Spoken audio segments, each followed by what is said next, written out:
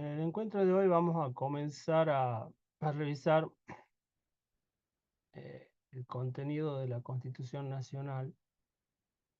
Eh, yo les había anticipado y les había pedido que tengan a mano su Constitución o un texto constitucional para ir acompañando el desarrollo de la clase. Papel o puede ser obviamente en formato digital, no hay ningún tipo de problema. ¿Mm? Bueno, ¿qué es la Constitución Nacional? ¿Por qué un licenciado en comunicación debería analizarla más detalladamente? Bueno, la Constitución ya cada uno tiene su propia intuición o su propia idea de lo que es, ya lo estuvimos revisando, señalando, es una norma base, la norma, la superley que regula la vida en el país, la vida de todos los argentinos. Eh, ¿Y por qué ustedes deberían o por qué una persona que va a, en principio, transmitir información, asumiendo que sea así, a nivel profesional, debe conocerla? Bueno, porque ya vamos a ir viendo que hay muchas instancias en las cuales se requiere un conocimiento eh, jurídico, no a nivel de un abogado, pero tener un conocimiento mínimo básico acerca de lo que es la Constitución, cuáles son sus partes, qué disposiciones tiene, y por lo tanto siempre consideramos que su mirada sobre la Constitución tiene que ser un poquito más exigente que la de otra persona que no vaya a trabajar con la Constitución y obviamente sí, mucho menos exigente que la de un abogado, pero sí tienen que conocerlo. Y de eso se va a tratar el desarrollo de estas primeras clases. Vamos a tratar de ir avanzando sobre qué son los poderes del Estado, qué es el sistema federal y cuáles son los derechos y garantías que tiene la Constitución. Esa es la estructura de la Constitución Nacional. Ustedes recordarán en la clase anterior o otra vez yo les mostré el librito, que es en realidad, dentro de las normas codificadas del derecho argentino, es de las más escuetas, de las más cortas, pero mm, sin duda para mí, bueno, pero otros considerarán que no, pero para mí es la más importante, porque como vimos, a partir de la Constitución surgen todas las demás normas y todos los demás detalles jurídicos, ¿sí? de, el derecho argentino. Bien, la Constitución de Argentina se dictó en el año 1853 y después tuvo una reforma con la incorporación de Buenos Aires en 1860 muy significativa, porque hasta 1860 Buenos Aires estuvo separado del resto de la República o de la Confederación Argentina. Entonces, los abogados, los que escriben derecho constitucional, muchas veces refieren que la Constitución es 1853-60. Les digo por si alguna vez se encuentran con algún texto que dice así, la Constitución de 1853-60. Eh, En realidad, el texto que más se conoce hasta el 94 era el reformado de 1860. Entonces, puede ser, vuelvo a decir, o que lean Constitución de 1853 o que escuchen Constitución de 1853-60, a los efectos prácticos es lo mismo. Esta Constitución de 1853 eh, influida ideológicamente para quienes somos tucumanos, por nuestro compromisano Juan Bautista Alberdi. Tuvo una impronta decididamente liberal, una impronta de progresismo industrial, abierta a todo el mundo, promoviendo la población, la inmigración más específicamente, con una eh, promesa y con una invitación en el preámbulo para todos los hombres eh, de bien que quieran venir a poblar el territorio de la nación. Tengan en cuenta ustedes que en ese momento Argentina, lo que era el territorio argentino, tenía muy poca este, eh, población, entonces por eso es que textualmente dice para todos los hombres del mundo que quieran habitar en el suelo argentino. Entonces el proyecto, la fórmula política era inmigración para poder poblar Argentina, poder tener mano de obra, poder avanzar en esa idea. Em, la Constitución entonces tiene un preámbulo que no forma parte de la Constitución, no es una norma constitucional, es una introducción. Todas las constituciones argentinas, hasta donde yo sé, las constituciones de las provincias tienen también su preámbulo, que es una declaración de principios, un establecimiento de los fines que busca establecer la constitución, compromisos para la sociedad, en fin, establecidos en esa especie de apertura, como para que uno que va a leer la Constitución sepa con qué se va a encontrar ahí. Y después, en función de de la idea liberal que tenía la Constitución de 1853, cuando hablo de liberal, no solamente me estoy refiriendo a lo económico, sino esencialmente también a lo político. ¿Mm? Liberal en el sentido de una constitución que busca, en esa primera parte, que se llama también dogmática, garantizar una serie de derechos y libertades a los ciudadanos. Algunos para, solamente para los argentinos, vamos a ver, es decir, los derechos políticos, la posibilidad de elegir el cuerpo electoral y de ser electo autoridad, y todos los demás, los que se llaman derechos civiles, para todos los habitantes del país. Inclusive había como especie de incentivos, no estaban obligados los extranjeros a adoptar la nacionalidad, podían ejercer libremente su culto, sus creencias religiosas, uno de los motivos por los que muchos se fueron expulsados de Europa. Entonces era un territorio, era un diseño de país que garantizaba eh, muchas bondades en términos de derechos, la posibilidad de casarse, de testar, ¿sí? De constituir sociedades, en fin. Eso se llaman, ya lo vamos a ver más adelante, los derechos civiles. Entonces, esta primera parte, la constitución histórica del artículo 1 al 35, se llama Declaraciones, Derechos y Garantías. Esta primera parte, tal como está redactada, viene desde 1853-60, porque hubo modificaciones en el 60 en esa primera parte, pero eso no se tocó. Y la reforma de 1994 específicamente, expresamente se la dejó a salvo, a protección de cualquier reforma. Entonces, todo lo que ustedes lean en esos artículos 1 al 35 fue redactado entre 1853 y 1860, mayormente 1853. Es decir, esa parte de la Constitución es súper histórica, nunca se tocó. Después tenemos nuevos derechos y garantías, que esto sí está incorporado dentro, o se incorporó, mejor dicho, con la reforma de 1994. ¿Mm? Derechos personales también, el habeas corpus, el amparo, y derechos que corresponden a una nueva realidad social, política, económica, los derechos de la tercera generación, que se llaman, es decir, eh, medio ambiente, los derechos del consumidor, también los derechos políticos, es decir, el sufragio recién se incorpora específicamente, expresamente en 1994 en la Constitución. Entonces, ese cúmulo de de derechos correspondía a la estructura básica que tienen, o que sí, que tienen todas las constituciones de ese periodo, el periodo del constitucionalismo decimonónico o clásico, eh, con una primera parte donde se amurallan derechos y garantías para los individuos, y la segunda parte llamada orgánica. Ojo, esto de dogmática y orgánica es una nomenclatura que le ponen los estudiosos, los abogados o nosotros para saber a dónde nos referimos. ¿Dónde está eso? Está en la parte orgánica. No dice así la Constitución, ¿sí?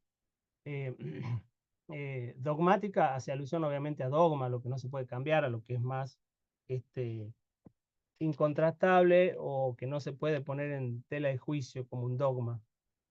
Eh, Y después la segunda parte, orgánica, ¿por qué orgánica? Porque son los órganos del gobierno federal. Se llama en realidad autoridades de la nación. Así como la primera parte se llama declaraciones de derechos y garantías y después nuevos derechos y garantías, la segunda parte es autoridades de la nación. Y ahí se distribuye el articulado de la Constitución en el poder legislativo, Poder Ejecutivo, el Poder Judicial, y el 120, que es un artículo incorporado en la reforma de 1994, que es el Ministerio Público. Ese es el título primero, así se dividen las leyes. O sea, tenemos capítulos, títulos y secciones. El título primero de la segunda parte tiene 4 secciones, que son los poderes en sí. Y después tiene un título segundo, que es gobiernos de provincia. Es decir, donde directamente se establecen las normas que tienen que ver con el poder político provincial o las provincias. Y ahí aparte, al final, ustedes van a ver que dice disposiciones transitorias. Bueno, eso quedó de la reforma del 94. Siempre que hay una reforma constitucional, se establecen algunas cláusulas que permiten enlazar, por decirlo de algún modo, enlazar o empalmar disposiciones anteriores con el nuevo texto para que no queden eh, desacomodadas en el tiempo. Por ejemplo, muchas veces con respecto a los mandatos de los poderes políticos, eh, otras veces hacen referencia a leyes que se tienen que dictar, que están incluidas en la reforma. Se pone un plazo en el cual se tiene que dictar la ley, etc. En el, en la, una curiosidad para mí es que dentro de la reforma de 1994, la primera disposición transitoria es la ratificación de la soberanía sobre las Islas Malvinas. ¿Mm? Esa disposición transitoria, aparentemente de transitoria no tendría nada. Si ustedes la leen después, van a ver que tiene una vocación de futuridad o de permanencia. Pero bueno, la han puesto ahí, será porque no la pudieron colocar en el texto de la reforma, ¿sí? Podría ser tranquilamente, se me está ocurriendo ahora, algo que vaya al preámbulo, por ejemplo. Porque es una declaración, dice, la nación argentina ratifica su legítima e imprescriptible soberanía sobre las Islas Malvinas, Georgias del Sur y Sandwich del Sur, y los espacios marítimos insulares correspondientes por ser parte integrante del territorio nacional. La recuperación de dichos territorios y el ejercicio pleno de la soberanía, respetando el modo de vida de sus habitantes y conforme a los principios del derecho internacional, constituyen un objetivo permanente e irrenunciable del pueblo argentino. Lo permanente e irrenunciable se da de boca con la idea de algo que sea transitorio. ¿Se entiende? Una cláusula transitoria típica sería, por ejemplo, la tercera. La ley que reglamenta el ejercicio de la iniciativa popular deberá ser aprobada dentro de los 18 meses de esta sanción. Corresponde al artículo 39. Esta constitución entró en vigencia, se juró el 24 de agosto de 1994. Entonces, esta cláusula ya perdió vigencia o desapareció 18 meses después de esa fecha. Esa cláusula está escrita, pero ya esta ley se dictó, entonces ordenó el paso, ordenó la llegada de esa nueva ley que se tenía que dictar en la Constitución y terminó. Por eso, esta declaración de referentes a Malvinas, obviamente yo la comparto, me parece perfecto, pero es un poco rara la ubicación que se le dio en la reforma del 94. ¿Hay alguna pregunta hasta ahora, hasta acá, hasta lo que vengo hablando? ¿Alguna duda? ¿Algo que no haya quedado claro? No, todo bien, profe, por ahora. Todo bien, profe, gracias. Bueno, bien, gracias. Em,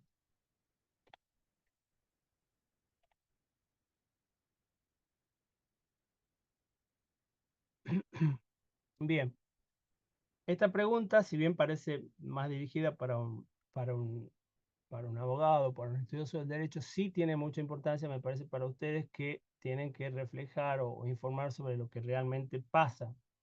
Entonces, la pregunta es si el texto de la Constitución da cuenta de toda la Constitución. El texto, el papel, el articulado que ustedes tienen en sus manos, tiene vigencia y uno, si lee ese texto, va a tener la posibilidad o la seguridad de que conoce todo lo que es la Constitución.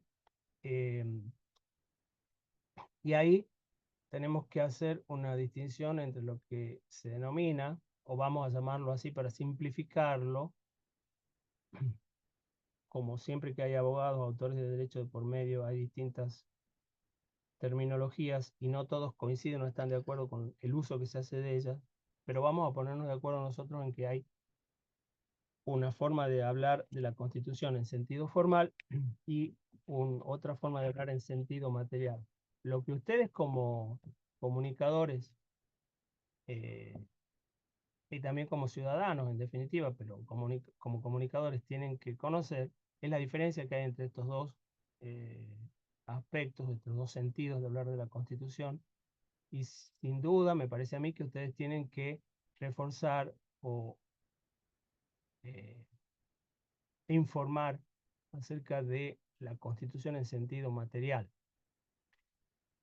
La Constitución en sentido formal es esto, es decir, es el texto escrito de la Constitución.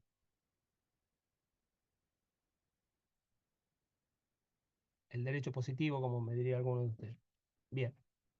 Ahora, la Constitución en sentido material es la real vigencia que tienen esas normas en el sistema político argentino.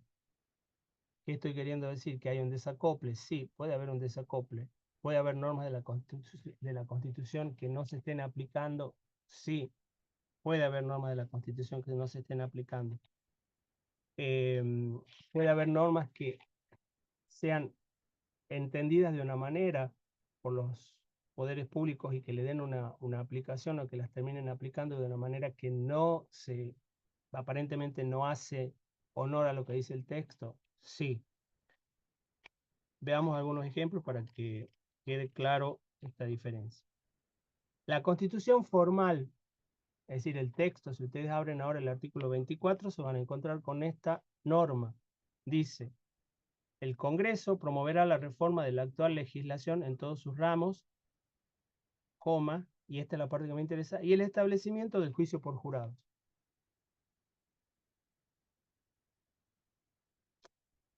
Durante muchísimos años, hasta recientemente, el establecimiento del juicio por jurado nunca se aplicó, porque esa ley no se dictaba.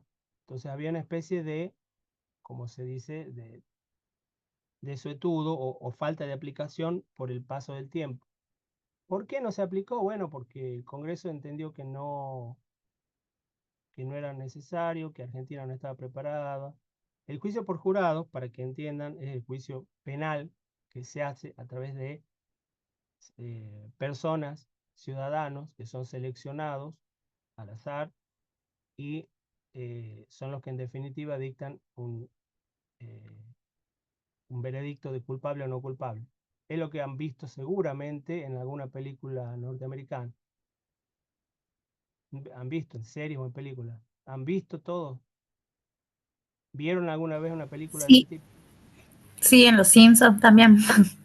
Bueno, en Los Simpsons, en La Ley y el Orden, en Few Good Men, no sé, muchísimas películas que hablan sobre esto o que ejemplifican o ponen alguna escena, no todas, no es necesario que sean todas del juicio, pero ustedes van a ver y que van los jurados, se sientan y que son personas civiles comunes, que van, el abogado, el fiscal acusa, el abogado defensor expone el caso, hablan ante el jurado y el jurado en base a las pruebas se reúnen, deliberan y después tienen y dan un papelito y dice cuál es han llegado a un veredicto si por el cargo de tal persona consideramos al acusado culpable.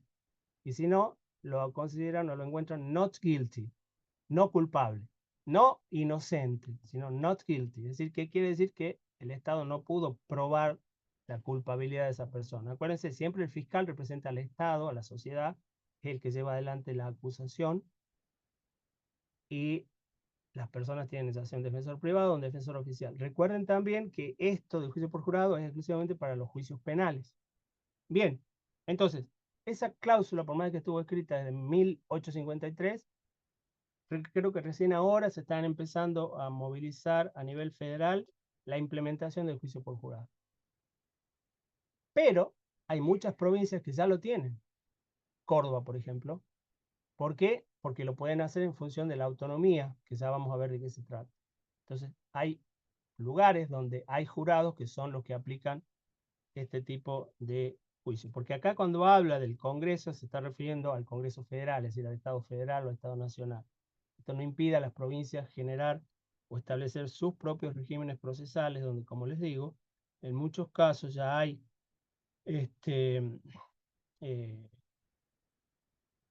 juicios por jurado, que en algunos casos se llaman escabinados, con B larga, escabinados.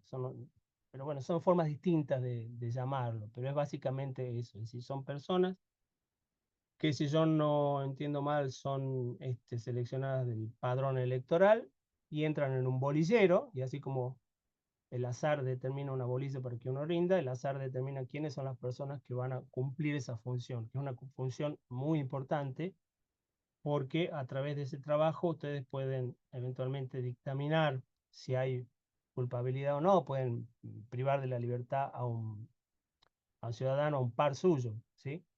Entonces, el juez lo que hace nada más que es dirigir el debate, pero son las personas que están sentadas ahí, que no necesariamente tienen que tener conocimiento de derecho, los que tienen que emitir el veredicto. Hay distintas exigencias, por ejemplo, si yo no recuerdo mal, para que haya un veredicto, por ejemplo, en Estados Unidos, que hay pena capital, tiene que ser por unanimidad. Creo que así era, es decir, tienen que estar todos de acuerdo, porque si no, no sé si se podrá aplicar otra pena, o si no, sencillamente puede ser que vayan presos, pero no a la pena de muerte. En fin, como sea, es un sistema donde la justicia está mucho más en manos de la población o de los ciudadanos. ¿Sí? Y el juez, vuelvo a decir, lo único que hace es eh, ordenar el debate, y en todo caso sí, el juez puede imponer la sanción. Lo que hace el juez, dice, bueno, entonces lo condeno, por ejemplo, lo condeno a morir ejecutado o lo condeno a prisión perpetua o lo que sea, ¿sí? O lo que fuese en ese sentido. Bien, yo me fui con esto, pero vuelvan. El 24, Constitución en sentido formal, está ahí. Cualquiera viene. Si ustedes creyeran que el texto de la Constitución da cuenta de toda la Constitución, viniesen por primera vez a la Argentina en un viaje de estudio y leen la Constitución, ustedes creerían que desde 1853 hay juicio por jurado penal a nivel federal. Y en realidad, prácticamente no lo hubo nunca la Constitución en sentido material. ¿Entienden la importancia de poder hacer este análisis para que puedan aparte informar bien? Imagínense ustedes que toman la Constitución y les piden un artículo, una nota o algo o los hacen participar en un podcast y dicen, bueno, a ver, decime cómo es el sistema federal judicial en Argentina. Tenemos juicio por jurado. Sí, en 1853 la Constitución lo estableció. Quedan totalmente fuera del mapa y como las personas que no tienen la más mínima idea de lo que pasa en su país. Pero ustedes van a tener un buen argumento y decir, bueno, pero la Constitución dice esto. Bueno, sí, la Constitución dice eso en la Constitución formal, la letra del 24. Pero en los hechos jamás se aplicó. O creo que ahora, vuelvo a decir, lo están llevando o están intentando aplicar. Por los motivos que fuesen, porque consideran que los argentinos son personas que no tienen la capacidad moral para condenar de esa manera, por el costo, por la falta de preparación de los abogados. No sé cuál es el argumento que pueden llevar o pueden haber esgrimido para decir esto no se aplica. Lo cierto es que no se aplica. Constitución en sentido formal, Constitución en sentido material. A veces la misma letra de la Constitución puede dar lugar a esta especie de desacuerdo o falta de entendimiento de qué es lo que manda la Constitución. Leamos el artículo 2, uno de los primeros artículos. Dice, el gobierno federal sostiene el culto católico apostólico romano. Escucho sus interpretaciones acerca de esa norma. ¿Qué quiere decir esa disposición? Que el artículo 2 de la Constitución Nacional debe ser importante porque está ahí nomás al comienzo.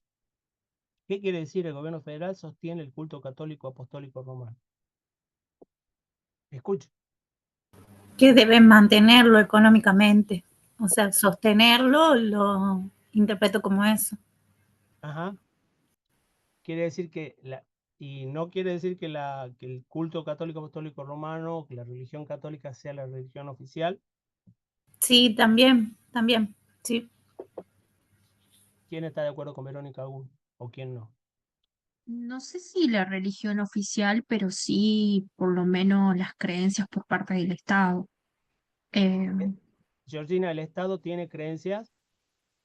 no sé si creencia, profesor, pero al ¿Te sentido pregunto, de ¿el decir Estado que tiene creencias? mm, no sé si era la palabra que quería aplicar, pero Usted le aplicó, por eso mm, yo le digo, por eso yo le respondo. no sé, o sea, lo que pienso en base al párrafo que usted acaba de leer No es un es párrafo, es el básica, artículo 2 de la Constitución Nacional. bueno, perdón, el artículo, que es la línea de pensamiento religioso que tiene que seguir el Estado. O sea que para usted el Estado tiene que seguir una línea de pensamiento religioso. No sé si una línea, bueno, Me lo ay, acaba de perdón, decir. pero es lo que, a ver, es lo que yo interpreto, no significa que sea objetiva mi respuesta ni que sea fehaciente, pero es como una interpretación que hago para tratar de entender lo que dice el artículo. Ajá. Es como que acepta esas religiones, o sea, al ¿Quién sostenerlo es habla? como que está aceptando. Evangelina, profesor, buenas tardes. Ah, Es como que no tiene está, cámara, Evangelina, usted. sí, sí, ya lo entiendo, pero Bueno, por favor, les pediría, vuelvo a decirles dos cosas, que pongan la asistencia en el chat y que en lo posible si tienen cámara, tengan a bien encenderla porque es también un acto, una muestra de respeto hacia quien está hablando acá. Yo no les veo las caras, ¿sí? Hay 3 o 4 compañeras nada más que han prendido la cámara. Si no, yo también apago la mía y estamos todos en incógnito.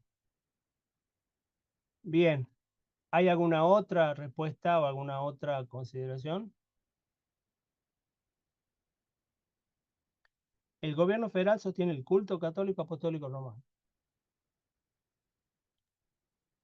Verónica Aguda me decía, sostiene, quiere decir que le ponen plata, que pagan a los capellanes, que pagan los impuestos de los lugares donde están las iglesias, etcétera, etcétera. Eso sería así, Verónica. Sí, algo así, también como que se me Y venía en mente, que aparte como que es la religión oficial. claro, la declaran como la religión oficial. Y fíjense ustedes que el artículo 14 dice, todos los habitantes de la nación gozan de los siguientes derechos conforme a las leyes que reglamenten su ejercicio.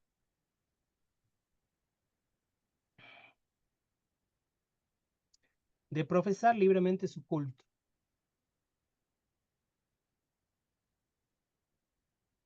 Pero el artículo 2 dice que se sostiene el culto católico. Entonces, ¿cómo se entiende esto? ¿Son contradictorias las normas? ¿Se contradice la Constitución? Por un lado No sostiene un culto contradictoria, y por pero otro lado garantiza profesar libremente el culto de quien quiera.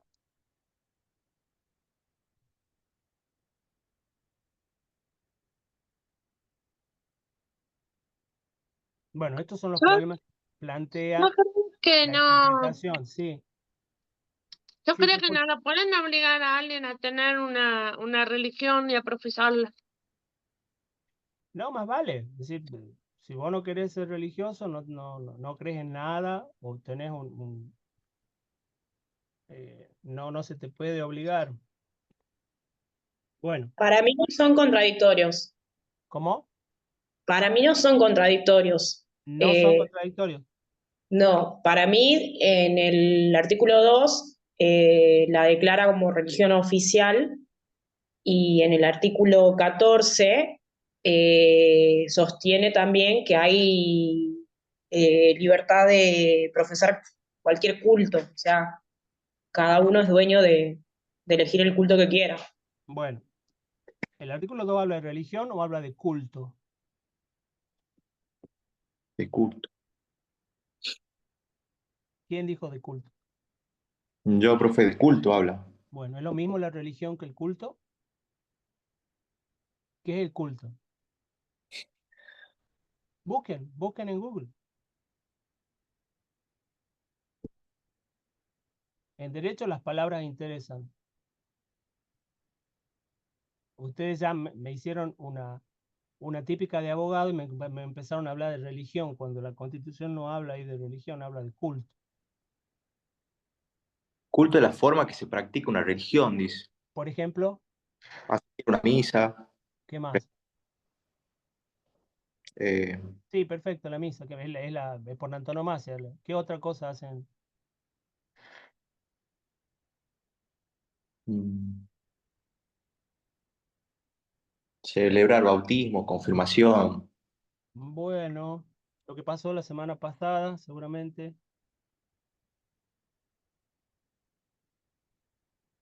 que uno por ahí no puede desplazarse tranquilamente por las arterias públicas, por las calles.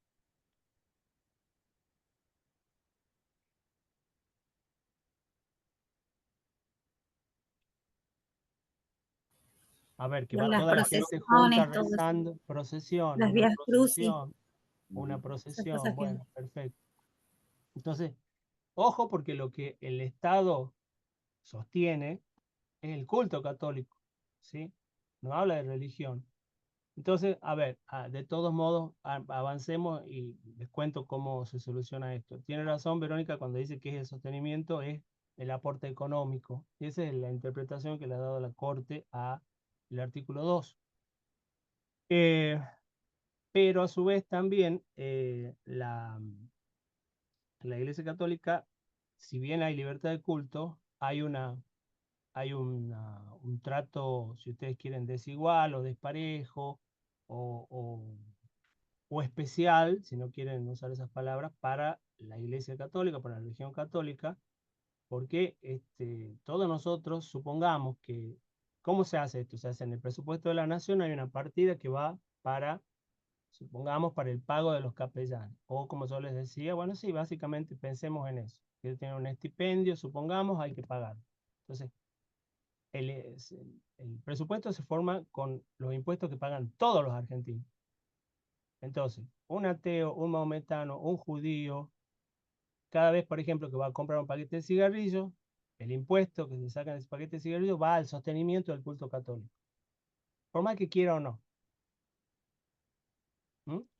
Entonces uno podría decir, bueno, eso no es tan liberal o pone en una situación de especial a la iglesia, sí, a la iglesia católica sí la pone. Bueno, y es una tradición que viene desde el comienzo, y antes sí. Bueno, ahora de paso anoten para que también ganen las discusiones y ustedes no pueden entrar en esta equivocación.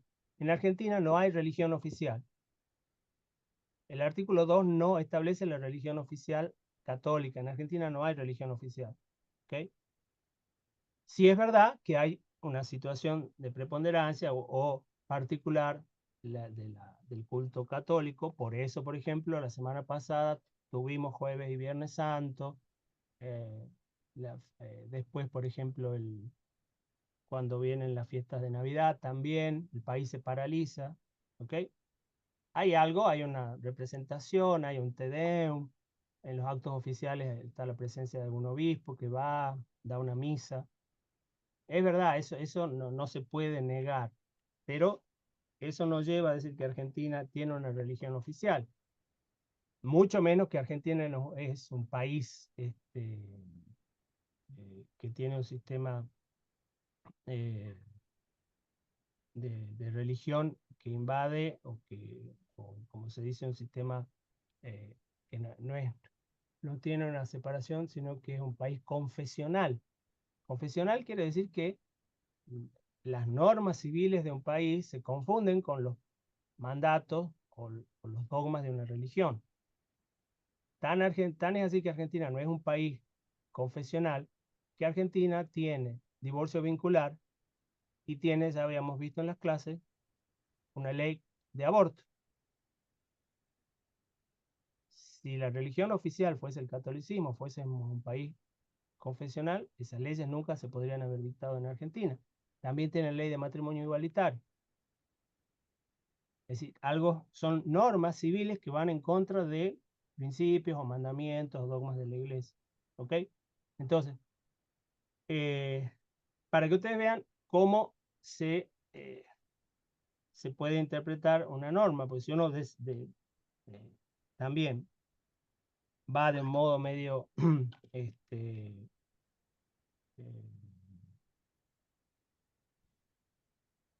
distraído y se sienta a ver el artículo 2, no se imagina que en Argentina haya aborto, haya divorcio vincular, haya matrimonio igualitario. Tal vez, ¿se entiende? Bien. Constitución formal, constitución en sentido material. No sé si es el mejor ejemplo, pero puede servir. Otra, a ver, salgamos de acá, vamos a la parte de los poderes del Estado. En la reforma de 1994 se instaló una figura dentro del Poder Ejecutivo que es el jefe de gabinete de ministros. ¿Cómo se llama el jefe de gabinete de ministros actual en Argentina? Francos. Macri, Jorge Macri. No, Macri, no. Macri es jefe de gobierno de la Ciudad de Buenos Aires, Jorge Macri. Mm. Mauricio está haciendo campaña por Jorge. Francos, el jefe. Francos. Franco. Nombre, No, el de pila no lo sé. pila, no lo sé. Bueno, está bien, Franco, Guillermo Franco. Sí. Según la Constitución, Franco tiene la obligación constitucional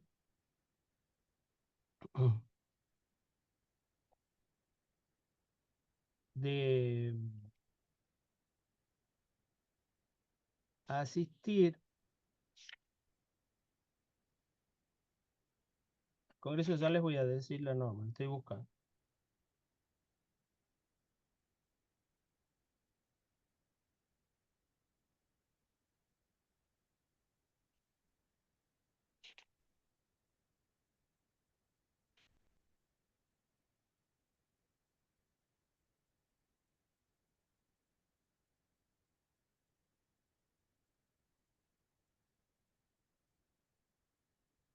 El artículo 101 de la Constitución Nacional dice, lo leo porque la semana pasada hubo un incidente respecto de esto, por ahí si ustedes lo buscan en YouTube está la pelea que se hizo entre el jefe del bloque de Unión por la Patria, Martínez creo que se llama, y Francos, y le reclamaba esto. El artículo 101 dice, el jefe de gabinete de ministros debe concurrir al Congreso al menos una vez por mes, alternativamente a cada una de sus cámaras para informar de la marcha del gobierno.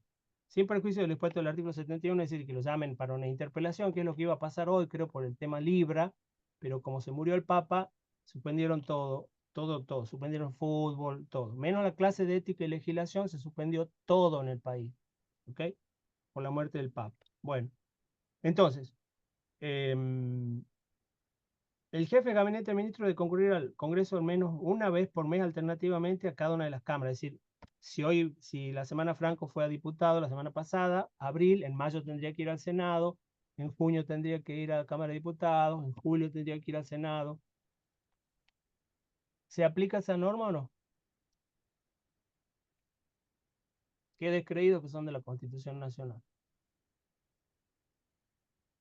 Sí, esa norma creo que nunca tuvo aplicación así con una... Pero fíjese que la Constitución no es que lo faculta, no dice puede concurrir, dice debe concurrir. ¿Se acuerdan lo que habíamos hablado de las normas jurídicas? Que las normas imponen, tienen un deber ser. Bueno, el jefe de gabinete de ministros debe concurrir al Congreso por lo menos una vez por mes, alternativamente a cada una de las cámaras. Bueno, si ustedes distraídamente creen que esa norma que está en la Constitución formal se traslada a la Constitución material, debo decirles que no.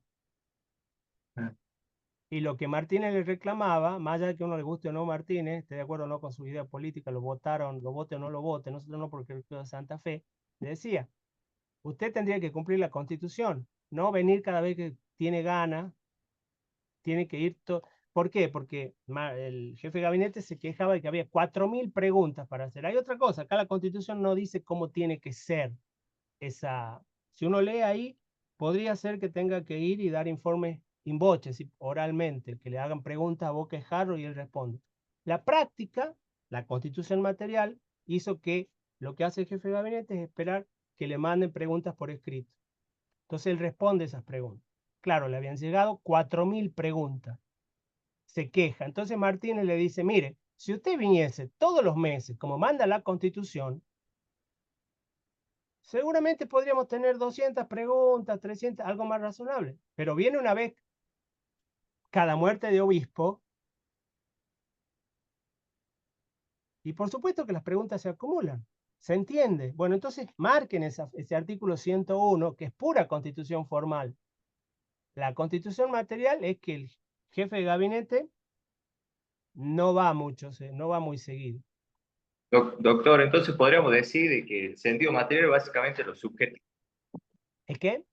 Lo subjetivo. No, el sentido material es la constitución vigente. ¿Cómo se aplica esa norma? ¿Cuál es la verdad del régimen político? Usted tiene que saber que el jefe de gabinete va, no voy a ser un poco brusco, cuando se le da la gana. Claro, bueno. Sí, sí. Cuando hay una presión política que ya la persona no puede evitar ir, pero no Bien. sé, creo que Franco está en la misma sintonía, no, porque es un acontecimiento político, entonces uno no está viendo continuamente el jefe de gabinete. Supongamos que Franco dijera, bueno, para cumplir la Constitución yo el 15 voy a ir a diputado, un mes, y otro 15 voy a ir a senadores. Lean la norma. El jefe de gabinete de ministros debe concurrir al Congreso al menos una vez por mes. O sea que si quiere ir más de una vez no hay problema, pero al menos una vez por mes. ¿Se cumple la norma? No, no se cumple. Ahora, no es que no la cumplió Franco, no la cumplió, creo yo, Corach, no la cumplió Cristian Colombo, no la cumplió Alberto Fernández, no Alberto Fernández, ¿cómo es? Aníbal Fernández, creo que Sergio Massa también fue jefe del gabinete en algún momento. No, tampoco no me acuerdo cómo se llamaba el jefe de gabinete de Alberto Fernández, pero no es una norma que se cumpla mucho, ¿no? Entonces ustedes tienen ahí la distorsión entre la constitución formal y la constitución material. Este ejemplo les serviría a ustedes para decir, bueno, por ejemplo, en una nota, finalmente el jefe de ministros se dignó a cumplir la constitución.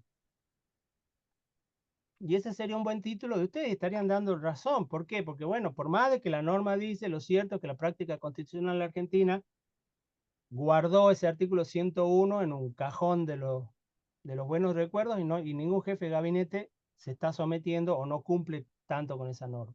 ¿Ok? Así es como tienen ustedes que analizar o interpretar la Constitución, porque si no, en algún momento corren el riesgo de estar informando acerca del país, no sé, de Heidi, o una película totalmente de fantasía, pero no lo que está pasando. Entonces, la constitución material, Federico, es el régimen político o la constitución viviente, dicen otros, la constitución que realmente se aplica. Bien. Muchas veces, no quiere decir que nada se aplique, que nada se cumpla, pero muchas veces sí. A veces porque las propias personas que tienen que aplicarla hacen una interpretación sesgada, otras veces porque directamente no la cumplen. Bien. Entonces esa es la diferencia entre la constitución formal y la constitución material. ¿Ok? Bien. Bueno.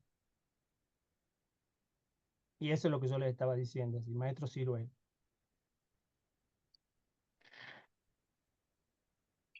Profesor, pero no puede recibir alguna sanción, o sea, el hecho de que no se cumpla, de que la persona En el mismo artículo 101 está la posibilidad de que se lo interpele por una moción de censura, es decir, como una especie de desaconsejamiento, falta de acompañamiento político por parte de cualquier cámara, y puede ser removido por la mayoría absoluta de los miembros de cada una de las cámaras, pero nunca pasó eso, ¿sí?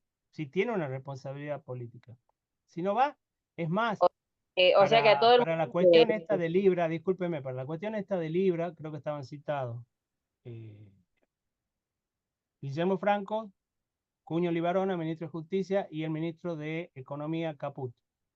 Y los medios, no sé si ustedes escucharon, yo les pido que empiecen a escuchar noticias sobre el poder político, porque es lo que vamos a estar viendo en estos encuentros. Decían, pero Caputo seguramente no irá.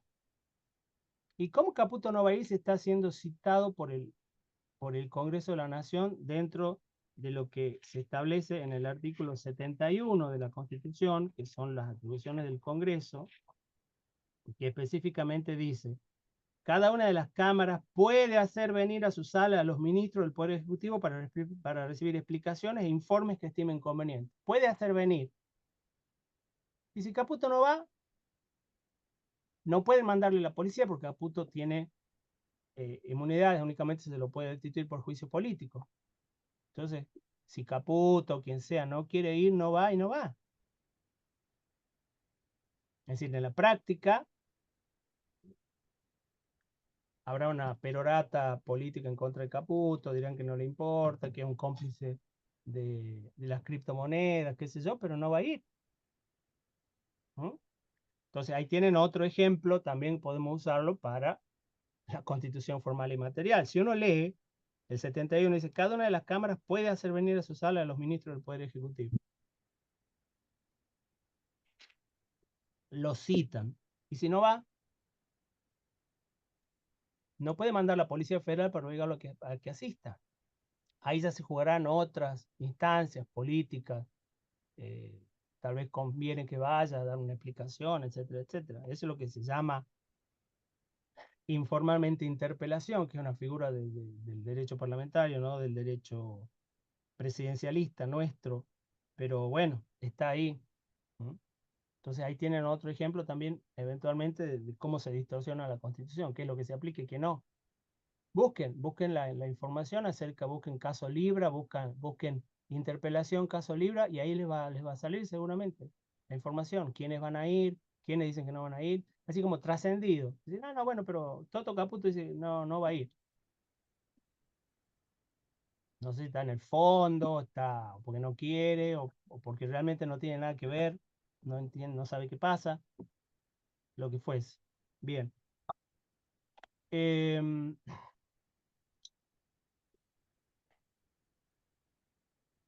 Bueno, este es el artículo 1 de la Constitución.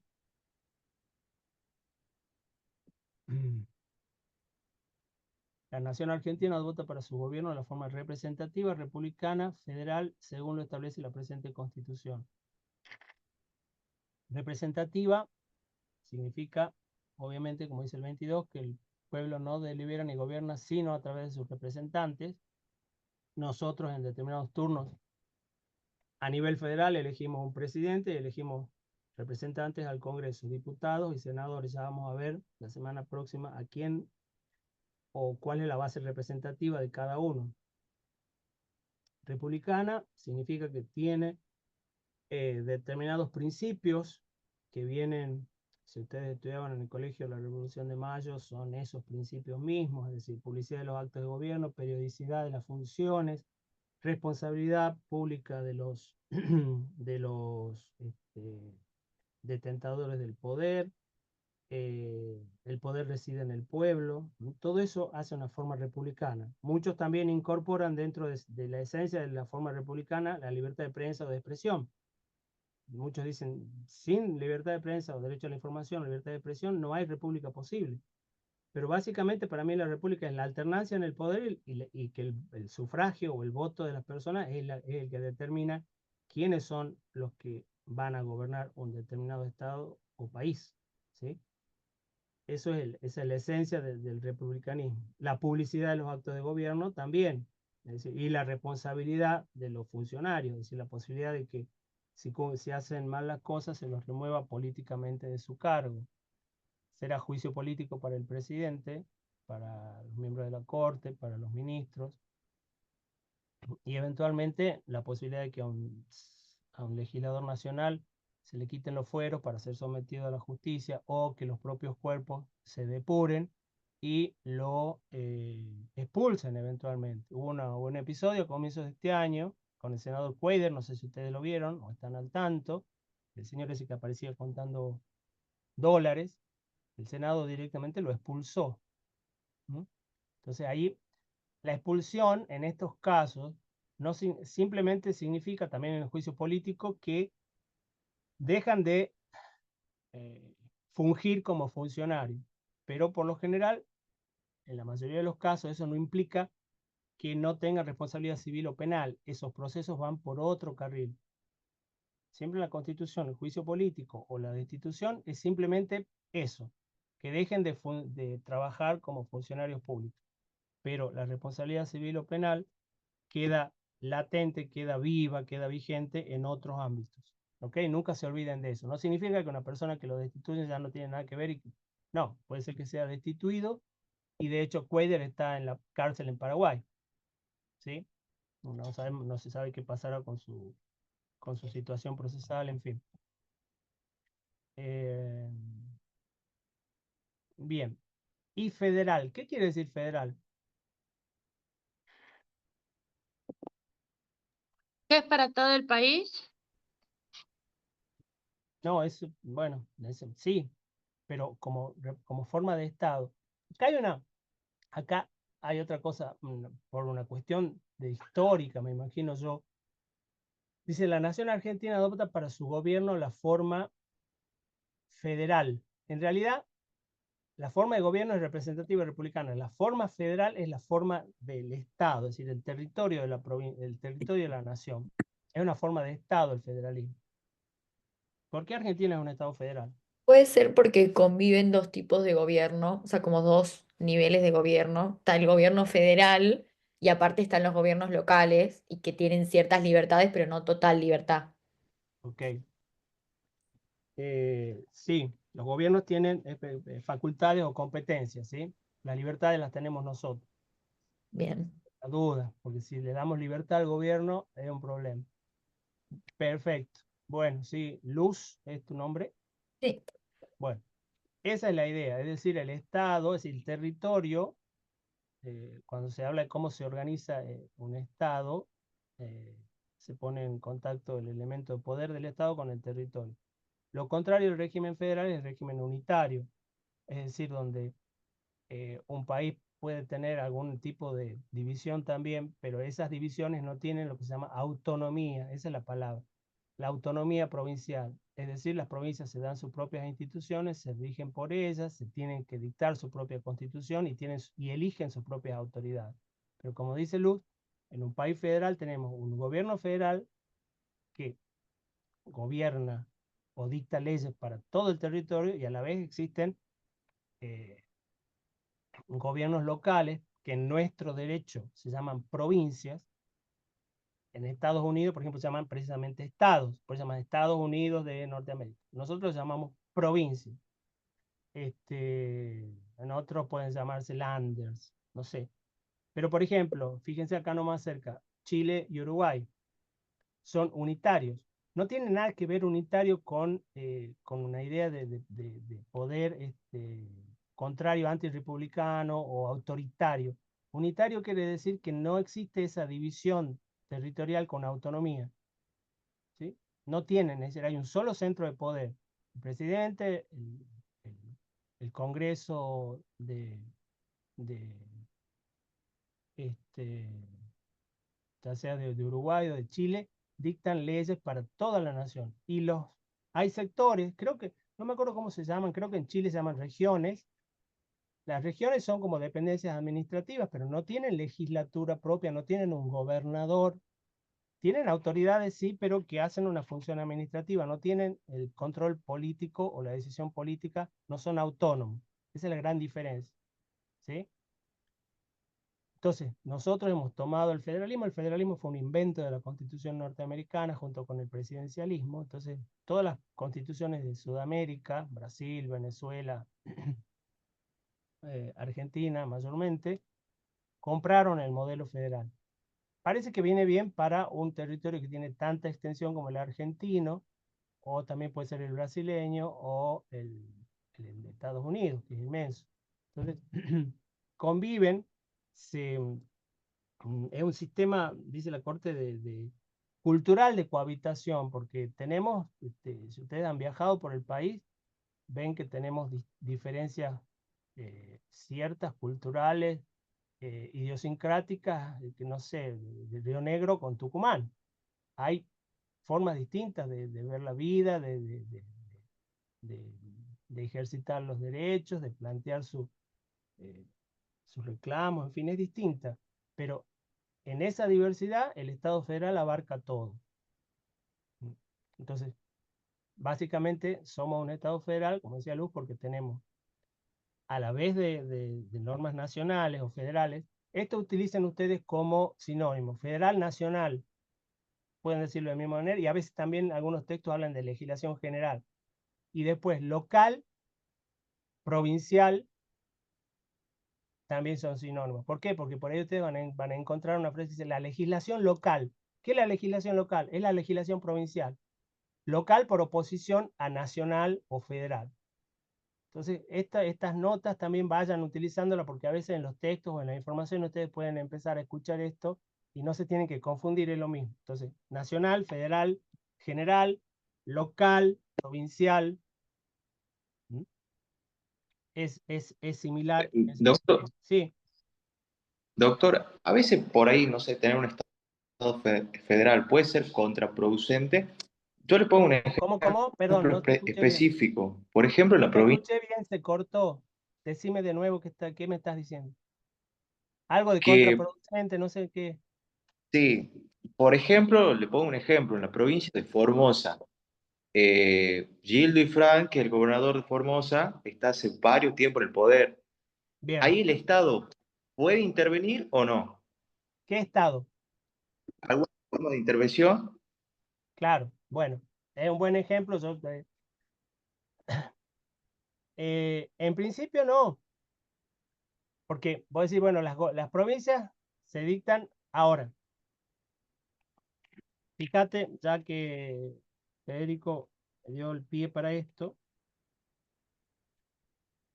el artículo 5 de la Constitución establece cómo cada provincia va a ser autónoma o cuáles son las condiciones para que sea autónoma. Entonces, cada provincia dictará para sí una constitución bajo el sistema representativo republicano, de acuerdo con los principios, declaraciones y garantías de esta Constitución, y que asegure su administración de justicia, régimen municipal y educación primaria.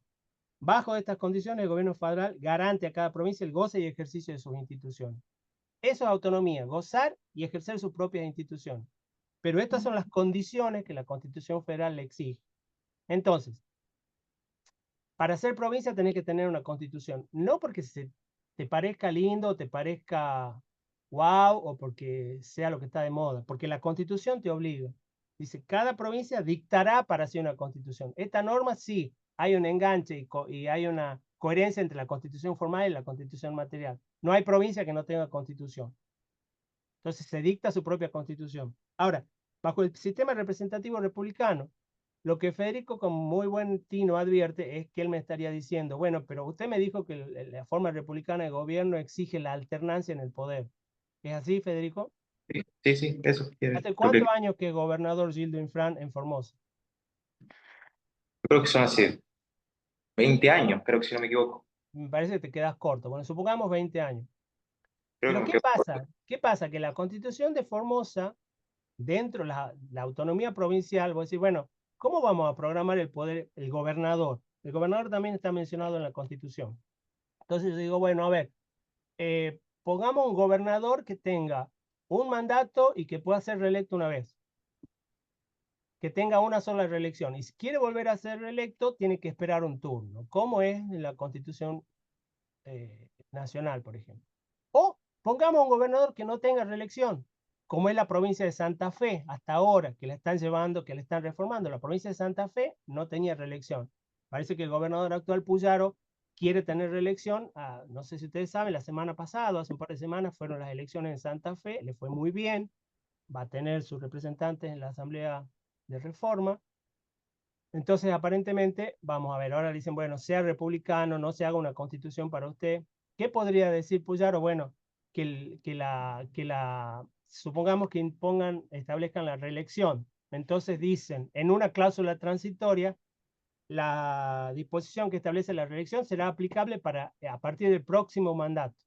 Entonces Puyaro se autoexcluye y dice, yo fui electo con una constitución que no permitía la reelección, por lo tanto, voy a hacer un un gesto republicano y no voy a optar por esto, voy a pedir que no se me aplique a mí. Otro día, no, vos sos El Salvador, entonces tenés que tener reelección. Entonces se le aplicará a él. ¿Cuál será la solución en la Convención de Santa Fe? Está en veremos, no sabemos. ¿Se entiende? Pues son opciones constitucionales. En el 94, a Carlos Saúl, la presidencia que estaba ejerciendo se le tomó como primera. Entonces pudo reelegir, que era uno de los objetivos de la reforma de 1994. ¿Ok? Podrían haber dicho, no, se aplica al futuro. Entonces no hubiera podido tener reelección. Pero era imposible eso porque era uno de los acuerdos políticos que llevó adelante la reforma. Desconozco la realidad política de Santa Fe, pero podría ser cualquiera de los dos. ¿Se entiende lo que estoy diciendo? ¿Está claro lo que les estoy Sí. comentando? Bien. Ahora, fíjate que, Federico, que no fue por vía de la intervención federal, porque la intervención federal también es por ley, tiene que tener inicio en la Cámara de Senadores, e implica también una movida política fuerte, es decir, disponerle la intervención a Gildo Infram. Va a tener que tener una fuerza política importante, aparte, salvo, bueno, ahora con Milei no, pero por lo general estaba dentro del bloque de apoyo del gobierno anterior. Entonces, políticamente era un poco impensable que el Senado votara una intervención federal a la provincia de Formosa. Pero esa cláusula fue puesta en objeción ante la justicia, ante la Corte Suprema de Justicia de la Nación, y ejerciendo control de constitucionalidad, la Corte hizo una interpretación, y hoy por hoy, en ese caso, lo que la Corte más o menos dijo, viola el sistema republicano la elección indefinida de gobernador. Así que ahí tenés vos tu respuesta. Pero no fue por intervención federal, fue a través del control de constitucionalidad que hizo la Corte Suprema de Justicia de la Nación, en un caso que no me acuerdo cómo se llama, Movimiento Federal, Formoseño, una cosa así, donde se impugnó. Ahora hay toda una cuestión porque no se sabe bien cómo se aplica esa norma, parece que Infran se va a presentar lo mismo ahora, no sé cómo va a ser, pero ahí la Constitución, la Corte dijo, una cláusula de este tipo viola el mandato del artículo 5. O sea, la reelección indefinida sería contrario al espíritu o al carácter republicano que manda el artículo 5. Para hacerlo sencillo, no quiero ahondar más, pero podés, si querés, si te interesa el tema, busca Gildo Infran, reelección, fallo de la Corte, seguro que te va a salir mucha información acerca de qué pasó eso en diciembre del año pasado. También le pasó a Mansur acá, porque Mansur quería nuevamente presentarse, y la Corte le dictó una medida cautelar, después lo frenó. La cláusula de Tucumán es más controversial, porque lo que pasa es lo que se llama la reelección cruzada. Mansur había sido 2 veces vicegobernador y quería postularse para gobernador.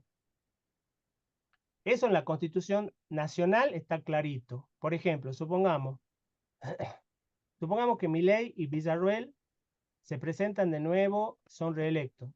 Entonces Villarruel habría sido hasta el 27 vicepresidenta, y después tiene uno del 27 hasta el 31 de vicepresidenta. Y después Villarruel quiere ser presidente. La Constitución le dice no, porque no importa, pueden ser, que sale, eso lo vamos a ver la semana que viene, las reelecciones cruzadas. Entonces quiere evitar. Si vos fuiste, o si eso se cambiaran, por ejemplo, hipótesis, fantasía constitucional, para la próxima, bueno, ahora fueron Milei y Villarruel, para la próxima van Villarruel y Milei, ganan la elección. Ya después se tienen que esperar un turno, porque si no estarías violentando el espíritu de la Constitución, cambiando, ¿sí? Sea que te reelijas en el mismo puesto, sea que cambies los puestos, si sos reelecto 2 veces, tenés que esperar un turno electoral. Tal como creo yo interpretar bien la Constitución Nacional. La Constitución de Tucumán tiene una redacción un poco más enrevesada, pero me parece que esa es la idea. Y la Corte no llegó a la Corte de la Nación, esta que le dijo a Gildo Infran, esto es inconstitucional, por violación del artículo 5, no llegó a dictar una sentencia de fondo en lo de Mansur, pero lo frenó, hizo lo que se llama una medida cautelar, e impidió en los hechos que Mansur se presentara para gobernador, o que intentara ser gobernador. Por eso tuvo que fue el señor Acevedo, creo que se llama, que es el vicegobernador, en fórmula con Jaldo.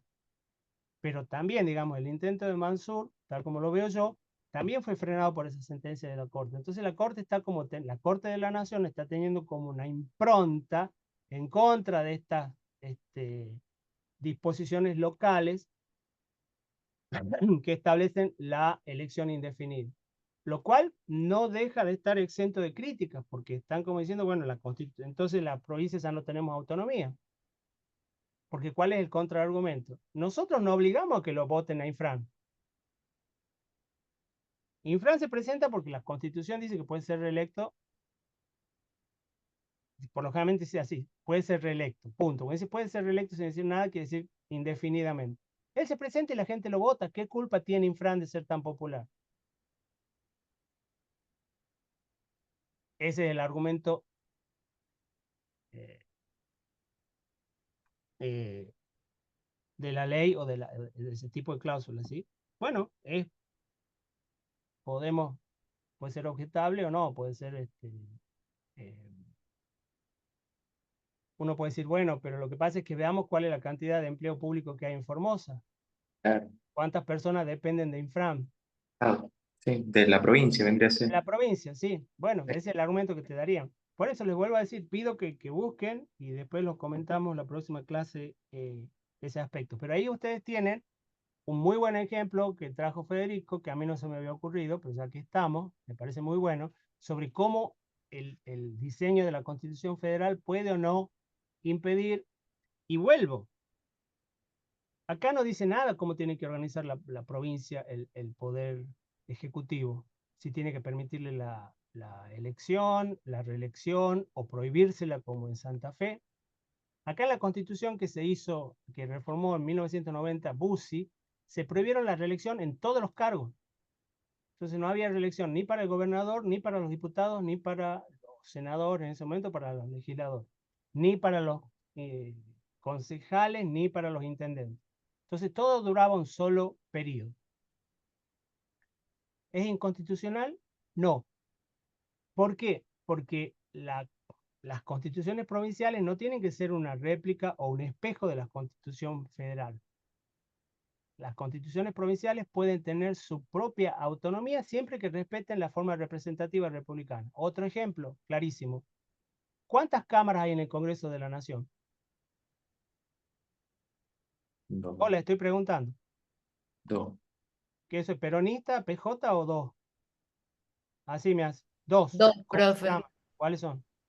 La Cámara de Diputados y la Cámara de Senadores. ¿Cuántas cámaras hay en el Poder Legislativo de Tucumán? Una. ¿Cómo se llama? Los legisladores. Legislatura. La legislatura. Legislatura honorable, legislatura de la provincia de Tucumán. ¿No tendría que tener dos cámaras Tucumán también? ¿Qué es lo que no podría dejar de tener? Poder legislativo. Un poder legislativo. Ahora, ¿cómo lo organiza? No hay problema. Córdoba también tiene un sistema unicameral. Tal vez dirán, bueno, no hace falta tener sistema local, o es una provincia pequeña, con una sola cámara está bien. Entonces, por eso tengan en cuenta, la constitución local no tiene que ser una copia, o un reflejo, o un espejo de la constitución nacional. ¿Okay? También podría ser, volvamos al tema, lo de Gildo Infran o lo de Santa Fe, la constitución nacional permite que el presidente sea reelecto por un periodo. La constitución de Santa Fe prohíbe la reelección del gobernador. Y la constitución de Formosa permite la reelección indefinida del gobernador. Eso ahora fue objetado por la Corte Suprema. Pero en principio, mientras no haya un control, mientras un juez no lo diga, por ejemplo, no sería objetable formalmente. ¿Por qué? Porque las provincias tienen autonomía. ¿Mm? Y siempre que garanticen esas dos pautas, que respeten los principios, declaraciones de derechos y garantía, y educación primaria, régimen municipal y administración de justicia, el Estado federal garante el ejercicio y goce de sus instituciones. Si no, viene lo que se llama el remedio federal, que es el artículo 6, que es la intervención federal. Acá Profe, también, sí, algo. perdón, ¿Cuáles serían los derechos de garantía para cada provincia? Son los que están en la primera parte de la Constitución. Primera parte, declaraciones de derechos y garantías, y en todo caso los nuevos derechos y garantías. Por lo general, las constituciones provinciales siempre tienen un número específico, un capítulo propio. Las constituciones provinciales siguen el mismo modelo que la Constitución Nacional. ¿Sí? Y las constituciones provinciales, otra cosa, anoten por favor, las declaraciones de derechos y garantías que están en la Constitución Nacional son una especie de piso, es lo mínimo, por el artículo 5 que tiene cada provincia que garantizar, pero no hay un techo para las provincias. Si las provincias, muchas provincias, establecieron antes de la reforma del 94 una gran cantidad de garantías o derechos que no estaban en la Constitución Nacional escritos. ¿Lo podían hacer? Sí lo podían hacer. Por ejemplo, constituciones de la zona litoral empezaron a insertar, antes que el artículo 41 de la Constitución, protección del medio ambiente. De acuerdo a su zona. Por ejemplo, Chaco tenía una normativa, unas normas constitucionales provinciales que protegían los bosques. Eso no estaba en la Constitución Nacional. Otra reforma también en ese sentido, que había en las constituciones provinciales, que no estaba en la nacional, era un derecho que a los comunicadores no les resulta demasiado gracioso y que muchos directamente lo repelen, lo rechazan, que es el denominado derecho de réplica o derecho de rectificación y respuesta, que se incorporó en varias constituciones provinciales, antes de que estuviese en el Pacto de San José de Costa Rica y antes de que el Pacto de San José de Costa Rica tuviese jerarquía constitucional. ¿Mm? Entonces, siempre el plexo de derechos de las constituciones pueden tener mayor cantidad de derechos que la Constitución Nacional, eso no es el problema. Lo que no pueden tener es menos o dejar de referirse a ello. Y por otro lado, sí o sí, las provincias tienen que garantizar régimen municipal, educación primaria y administración de justicia. Administración de justicia, ¿qué quiere decir? Que haya un edificio como que está ahí en Las Piedras y La Madrid, un poder judicial, con una corte, tribunales independientes, un aparato jurídico, administrativo que imparta justicia. Porque si no pasa eso, puede haber o lo que se llama la intervención federal. ¿Ok? Bueno, hasta acá llegamos. La parte que falta la voy a grabar en una clase y lo voy a subir. Esto también lo voy a subir, porque falta bastante, pero estuvo buena la clase, tuvimos bastante intercambio, así que me parece lógico y razonable que, o si no, lo leen directamente de los apuntes, después lo vamos viendo, porque nos quedaría ver la parte de lo que es el control de constitucionalidad, reforma, ¿m? Pero eso es una cuestión más bien, de algún modo lo estuvimos tocando acá, al hablar del control que hizo la Corte Suprema sobre el caso Formosa, estuvimos viendo que el control de constitucionalidad, es decir, cómo se asegura que la Constitución sea suprema, en Argentina, a nivel federal por lo menos, se hace a través de la justicia, los jueces, con determinadas características que ya la vamos a revisar. ¿Quedó algo en claro? Quedó algo en claro. ¿Quedó algo en duda? O quedó algo en claro también, que es otra forma de preguntar lo mismo. No. En el tema del federalismo, lo que importa sobre todo es esto que van a ver ahora, cuando lo encuentren en las presentaciones. El artículo 121 de la Constitución Nacional es la clave de nuestro sistema. Acá también es otra cuestión de mucha constitución formal y material, porque el sistema federal que se estableció en la Constitución o que se dio en la Constitución Nacional, más allá de que no tiene un federalismo fuerte como el de Estados Unidos, sí fue también siendo, ¿cómo decirlo?, desconstitucionalizado, dejado de lado o poco observado por los poderes constituidos, sobre todo por el Poder Ejecutivo y el Congreso. ¿En qué sentido? Que se desfederalizó Argentina. Muchos de los contenidos que están por H o por B, sobre todo por la cuestión fiscal. Argentina en la letra promete mucho más federalismo de lo que pasa en la realidad. Entonces acá también ustedes tienen que analizar mucho la discordancia entre la constitución formal, cómo promete el federalismo en la constitución, y la constitución material, cómo ese federalismo se fue desgajando, desfigurando, erosionando, y siempre en función de acrecentar el poder del nivel del gobierno federal. En lo formal, en la norma, el principio de división o el punto de partida que tendríamos que analizar en el sistema federal argentino está en el artículo 121 de la Constitución Nacional, que es precisamente el que abre gobierno de provincia. Las provincias conservan todo el poder no delegado por esta Constitución al gobierno federal. Esa es la parte que me interesa. La otra parte de los pactos, eso con referencia a Buenos Aires, no. Las provincias conservan todo el poder no delegado por esta Constitución al gobierno federal. Por eso también el gobierno federal se lo llama gobierno de excepción. La regla en el sistema federal argentino son las provincias. La excepción es el gobierno federal. Eso es lo que se acordó en 1853-60 cuando Argentina nace al mundo. Sí, bueno, nosotros, provincias, hasta este momento, por ejemplo, supongamos teníamos nuestro propio ejército y nos comunicábamos directamente con otros países, hacíamos nuestros acuerdos con otros países. A partir de hoy, únicamente vos, gobierno federal, vas a tener las Fuerzas Armadas, y únicamente vos vas a relacionarte con el resto de las naciones. Vos vas a tener el manejo de las relaciones exteriores de esto que comienza a llamarse Argentina o Estado Federal Argentino. Entonces, esas son competencias que fue delegado al gobierno federal. Las provincias se retraen. Dicen, bueno, a partir de ahora no puedo tener Fuerzas Armadas, por eso no hay Fuerzas Armadas policiales, provinciales, hay policía.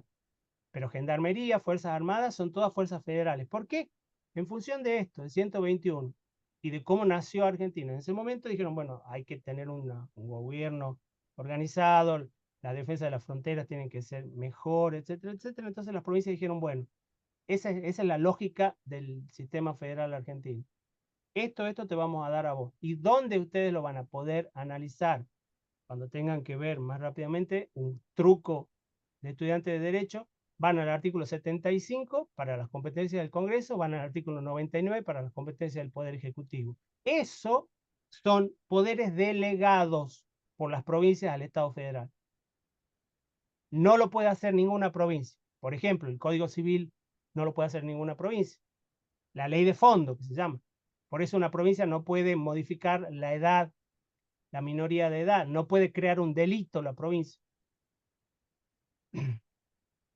No puede dictar una ley que desconozca el divorcio. No puede establecer las características del contrato de compra-venta. Todo eso es legislación que se llama común o código, que en virtud del 75, inciso 12, lo tiene únicamente el gobierno federal. Parece una locura, pero hace poco se estaba viendo una ley que sacó la legislatura local, donde se establecía, era una ley de protección a los clubes, creo, sí, a los clubes. Entonces se establecía la inembargabilidad de los bienes de los clubes por deudas. Y Jaldo, con buena razón y con buen argumento constitucional, lo vetó porque dice, señores, nosotros somos provincia de Tucumán, no podemos reglamentar, no podemos dictar leyes sobre embargo de bienes, eso es propio del derecho común. Ya después se lo voy a pasar, lo vamos a ver. Entonces, lo veta, porque no puede hacerlo la legislatura, para que ustedes vean que es una cuestión práctica de todos los días, que a veces se confunden o no, pero si pasa, pasa. No creo, puede haber sido una confusión, ¿entienden? El embargo, es decir, cómo se traban, se queda indisponible un bien para eventualmente ejecutarlo. ¿Qué quería decir? Que, por ejemplo, si había un jugador de un club que tenía una deuda, le ganaba un juicio a San Martín o Atlético, y después quería ir a cobrarse, por ejemplo, embargando una camioneta del club, esta ley decía, no, ese bien es inembargable. Supongamos que sea por ese tipo de deuda. Bueno, Jaldo tuvo que vetarlo porque dice, señores, esto ya lo hemos delegado en 1853-60 a la nación. Lean el 121. No lo podemos hacer. Esta norma es inconstitucional, la vetó, por lo tanto no entró en vigencia. ¿Se entiende? Ese tipo de cosas prácticas que parecerían obvias pasan a diario. Entonces, el gran juego del federalismo es la cuestión de las competencias. ¿Qué puede hacer el gobierno federal? ¿Qué no? ¿Qué pueden hacer las provincias? ¿Qué no? Y a partir de la reforma del 94 se generan 4 niveles de gobierno, porque tenemos el Estado Nacional, las provincias, los municipios, que en el 123 se les da carta de ciudadanía ya con carácter político, y la Ciudad Autónoma de Buenos Aires, que es el nuevo jugador dentro del sistema federal argentino. Unos dicen que es una provincia, otros dicen que no. Lo cierto es que la Ciudad Autónoma de Buenos Aires aparece, si ustedes quieren, como una provincia más. Tiene su constitución, tiene sus autoridades.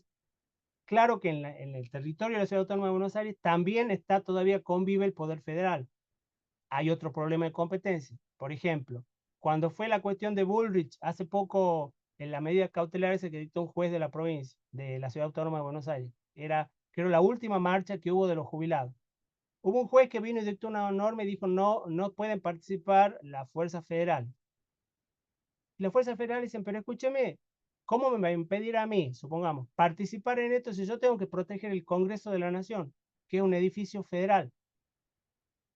No puede impedir que las fuerzas federales vayan, que la ciudad de Buenos Aires, que las fuerzas de Buenos Aires protejan otro lado. Pero usted no me puede impedir a mí, que tengo competencia de proteger. Obviamente, no estoy hablando de represión, nada de eso. Simplemente disponer las fuerzas federales para que protejan la Casa de Gobierno, la Corte Suprema y el Congreso de la Nación, que son edificios de tipo federal, insertos dentro de la ciudad de Buenos Aires. Entonces, para que ustedes vean que es continuamente una discusión, un planteo, y otro problema con los municipios. Es decir, no problema. Problema digo yo en términos de jurisdicción o de competencia. También, ¿qué es competencia del municipio y qué es competencia de la provincia acá? ¿Quién regula el transporte, por ejemplo? La provincia, el municipio, ¿cuáles son los ámbitos de regulación? Bueno, todo eso viene desde acá, de la discusión acerca de la definición de los ámbitos de competencia de cada una de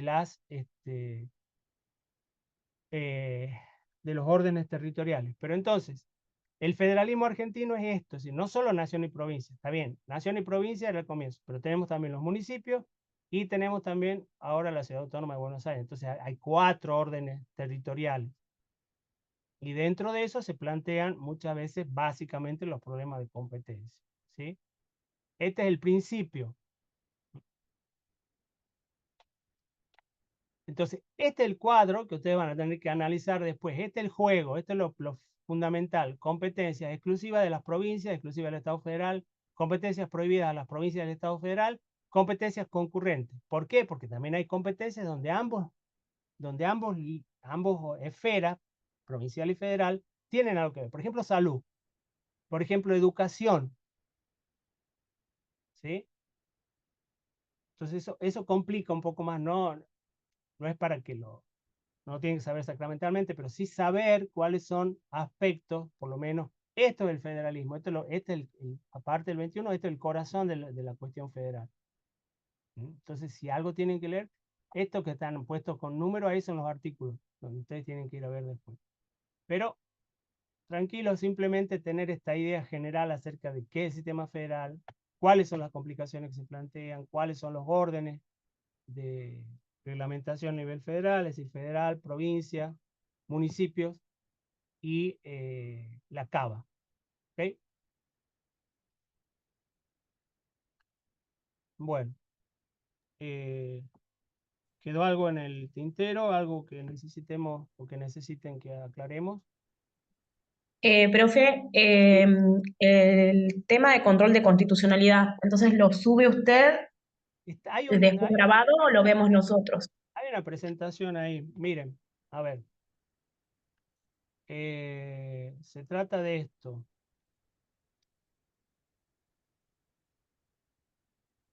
Esto, bueno, ya lo que hablamos, constitución en sentido formal y participal, supremacía. Este texto tiene que estar ahí en el campus, yo lo bajé esta mañana de ahí para ver qué es lo que había. La supremacía constitucional, la supremacía que lleva, bueno, lo que vimos ahora, cómo está distribuida la Constitución, la supremacía que lleva con el 75 inciso 22, la reforma del 94, a esta figura que habíamos visto creo en la primera clase, la pirámide, ¿sí? Básicamente la supremacía constitucional trasladada a un gráfico es esto, ¿sí? Acá está mal esto, no sé, porque acá faltan los tratados del 75 inciso El 22, 75. la meseta o el bloque constitucional. El control está acá. El control en Argentina, por una herencia también de Estados Unidos, es judicial, es difuso. ¿Qué quiere decir? Que cualquier juez de cualquier orden puede ejercer el control. ¿Qué significa el control? Que si un juez ejerce el control de constitucionalidad, significa simplemente, en principio, que no se aplica la norma que se considera inconstitucional a un caso concreto. Siempre se tiene que hacer dentro de un caso, ¿sí? Hay un pleito, hay un caso, hay una norma, una de las partes dice esto es inconstitucional. Entonces el juez dice, bueno, declaro la inconstitucionalidad, por ejemplo, del artículo 3 de la ley 23.444. No sé qué acabo de decir, pero supongamos ese ejemplo. ¿Qué significa eso? Que no la aplica el caso. El juez no puede derogar la ley porque la ley la dicta el Congreso. Simplemente no se aplica a ese caso. Soluciona el caso como si esa ley no existiese. Y el efecto de la sentencia es en principio entre las partes. Es decir, supongamos, un trabajador vaya hacia un juicio, gana el juicio porque declaran inconstitucional una norma que limita una indemnización, ¿sí? Entonces, tiene un compañero en la misma empresa con el mismo problema. El compañero, para valerse de esa interpretación, no puede automáticamente decir, bueno, mire, acá traigo la sentencia de mi compañero al empleador, al patrón, decirle, ahora me paga a mí toda la indemnización. El hombre dice, no, anda a ese juicio, porque eso vale únicamente para tu compañero. Si vos querés prevalerte de esa interpretación, vas a tener que ir a un juicio e iniciar lo mismo y lograr una sentencia. ¿Por qué? Porque en principio tiene un efecto interparte, ¿sí?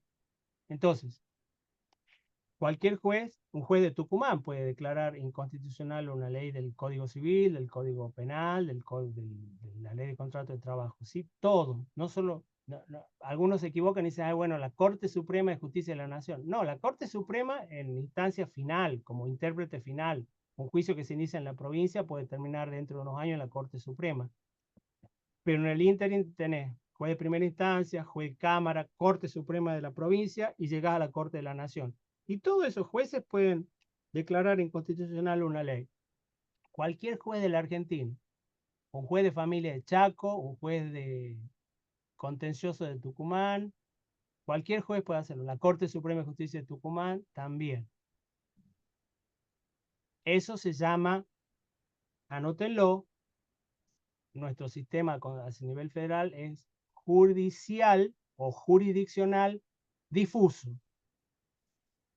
Difuso es una palabra que a mí no me gusta mucho. Si quieren poner disperso, ¿qué quiere decir lo de difuso disperso? Lo que yo les estoy diciendo, es decir, que cualquier juez nombrado constitucionalmente en una provincia o cualquier juez federal puede declarar inconstitucional una ley.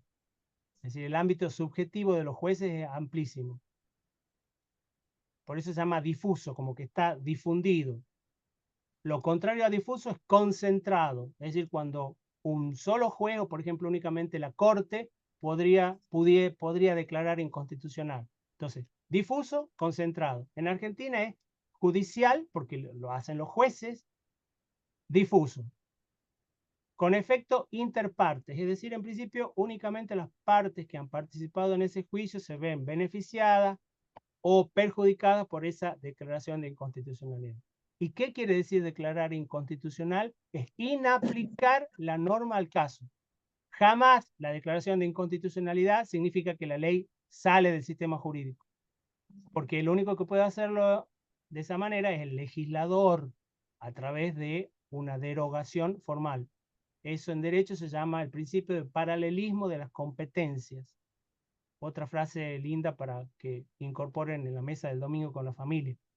Paralelismo de las competencias. ¿Qué quiere decir? Que únicamente el órgano del poder autorizado por la Constitución para dictar o para ejercer una determinada función, es el que va a poder volver sobre sus pasos, por ejemplo, y dejarla sin efecto. En el caso de una ley no puede ser derogada ni por el presidente ni por un juez, únicamente puede ser derogada o modificada o cambiada o alterada por el órgano que la crea, que es el legislador. Eso se llama paralelismo de las competencias.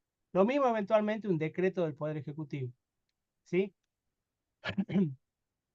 Pero ¿qué pasa acá, como dice la ejemplaridad? Bueno, sí, en principio es para las partes. Lo que pasa es que si hay una jurisprudencia de la Corte de la Nación que se va repitiendo, ya muchas veces los jueces siguen, es algo modélico, y comienzan a aplicar esa jurisprudencia. Y eventualmente eso puede llevar a que el legislador diga, bueno, escuchame, hace ya 5 años que la Corte viene declarando inconstitucional esto, ya nos han dicho de todas maneras, ya en todo el país declaran inconstitucional, modifiquemos la ley. Perfecto, pero por el paralelismo de la competencia, únicamente el Poder Legislativo, por ejemplo el Congreso, va a tener la competencia constitucional de decir, bueno, deroguemos esta norma. ¿Por qué? Porque, por ejemplo, ya todo el país, todo el orden jurídico, todo el mundo jurídico argentino, todos los jueces de Argentina, no solo la Corte, sino un juez federal, un juez provincial, hay múltiples declaraciones de inconstitucionalidad de esta norma, por lo tanto, nos han convencido, es un efecto, esa reiteración del precedente de la jurisprudencia, ¿se acuerdan lo que hablamos de la jurisprudencia? Entonces, un precedente que se sostiene en el tiempo, que declara inconstitucional una norma, puede llevar a que el legislador diga, bueno, sí, ya es hora, la verdad nos equivocamos, esto es inconstitucional, derogamos esa norma. Y a partir de ahí, bueno, desaparece el problema para los litigantes, pero los jueces no pueden con su sentencia, en principio, derogar una norma o hacerla desaparecer. ¿Mm? ¿Es un problema? Sí, porque puede ser, como les digo yo, que haya un cliente que tenga un abogado más avispado, que conoce de esa jurisprudencia y que le gane el juicio. Y otro que va con otro abogado que no es muy proclive a leer la sentencia, no está muy actualizado, que no conoce. Y bueno, uno le va a ir mejor en el juicio que en otro. Pero, ¿cómo se entiende esto? Bueno, porque el poder de un juez es muchísimo. Imagínense ustedes, supongamos una norma, una ley cualquiera, esa ley que yo les decía, que establece una indemnización acotada, que haya sido aprobada por unanimidad por el Congreso de la Nación. Es decir, imagínense la representación de la voluntad popular que tiene esa ley. Todo el Congreso de la Nación, es decir, todos nuestros representantes y los representantes de la provincia en el Senado han estado de acuerdo en que esa ley tenía que ser así. Y viene un juez de Concepción, laboral de Concepción, y dice, esta norma es inconstitucional. Y dirían los chicos ahora, ¿y vos quién sos? ¿Quién sos para oponerte? Vos, un juez de Tucumán, de la provincia del sur de Tucumán, ¿quién sos para decir que esto es inconstitucional si nosotros, mira, todo el Congreso de la Nación aprobó esta ley? Bueno, ese es el poder de control de constitucionalidad judicial difuso. Como yo siempre digo, un poder de fuego impresionante que tienen los jueces. Ahora, dos cosas, los jueces no están dictando inconstitucionalidades todos los días. Es un poder que ellos mismos también ejercen con mucho, desde mi punto de vista, con mucho autocontrol y con mucha moderación y con sentido común. Y por otro lado, la norma sigue vigente. Entonces, en principio no pasa nada más que para ese señor que se ve beneficiado por esa sentencia. Va a tener que lograr que todos los jueces empiecen a declarar inconstitucional esa norma y que eventualmente la Corte Suprema también lo haga, entonces ya tiene un efecto macro esa inconstitucionalidad declarada por los jueces que puede llevar al legislador a repensar esa solución. ¿Se entiende? Esto es necesario que me digan si lo entienden todos porque es fundamental. Sí, profe. Profe, Sí, Mariana es la se única me que viene, parece. se me viene mucho como ejemplo, puede ser cuando ha sido la ley de la de aborto, que había Ajá. muchos jueces que declaraban inconstitucional. ¿Será que buscaban eso, que muchos jueces adhieran lo mismo? ¿Sabe que yo no conozco fallos que se han declarado inconstitucional la ley de aborto? No, yo igual decía jueces que salían a declarar que puede ser anticonstitucional, jueces que no estaban de acuerdo. Inconstitucional. Bueno, sí, anticonstitucional también, pero anticonstitucional es más difícil de pronunciar. Inconstitucional. Bueno, pero es que hasta ahora que yo sepa no hay declaración de inconstitucionalidad de esa ley. Claro. Bueno, ahí esa era mi duda. Si es que por ahí tenía que ver con eso o... Sí, puede ser, puede ser. Ojo que a veces, bueno, pero yo no quiero, quedemos acá, a veces puede ser que haya un planteo de un colectivo o de asociaciones que tienen legitimaciones colectivas, es decir, que pueden tener más de una, como que representan intereses no de una sola parte, sino de un grupo, y hay veces en que los jueces han declarado inconstitucional normas así con carácter no interparte, sino para todos, erga omnes, es decir, han dejado sin efecto una ley o suspenden la aplicación de una ley a nivel nacional. Eso pasó con la ley de medios, creo, un juez en Mendoza. Después la Corte eh, hay esas situaciones también, pero en principio usted tiene que saber que lo clásico es el efecto interparte, ¿sí? Puede haber declaraciones de inconstitucionalidad o que los hechos implican que toda la norma queda fuera de circulación, pero no es lo normal.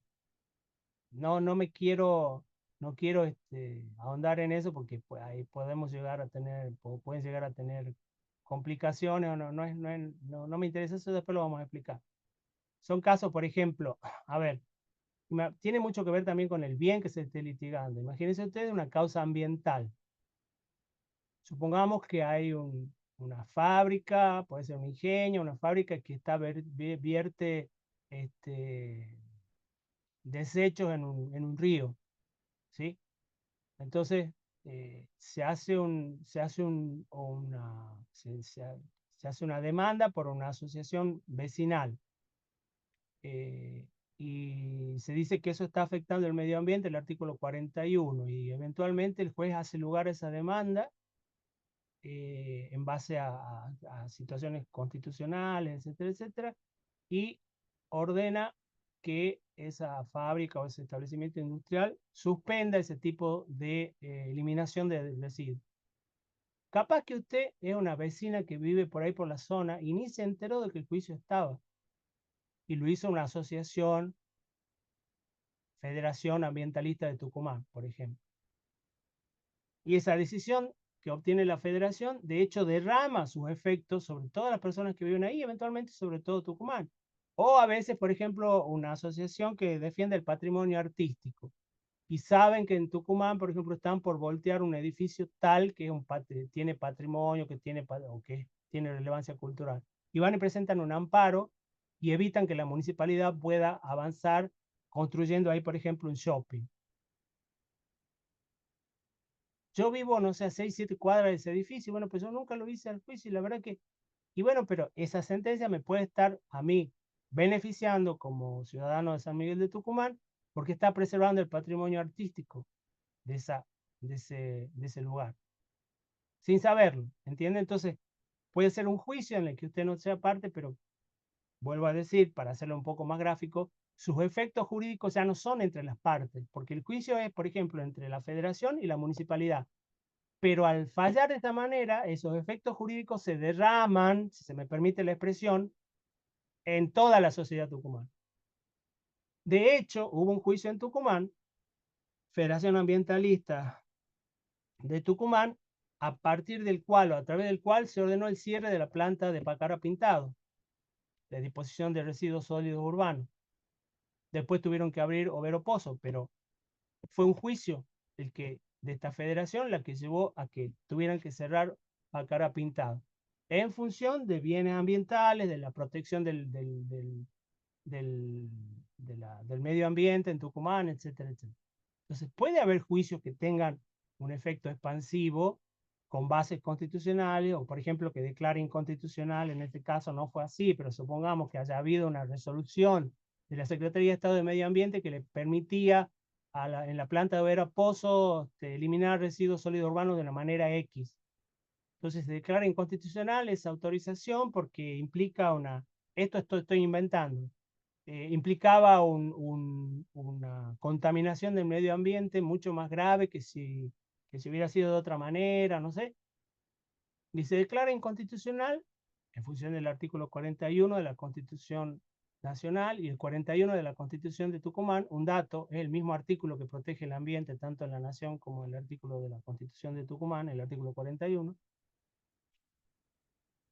Y yo ni enterado. Ustedes tampoco.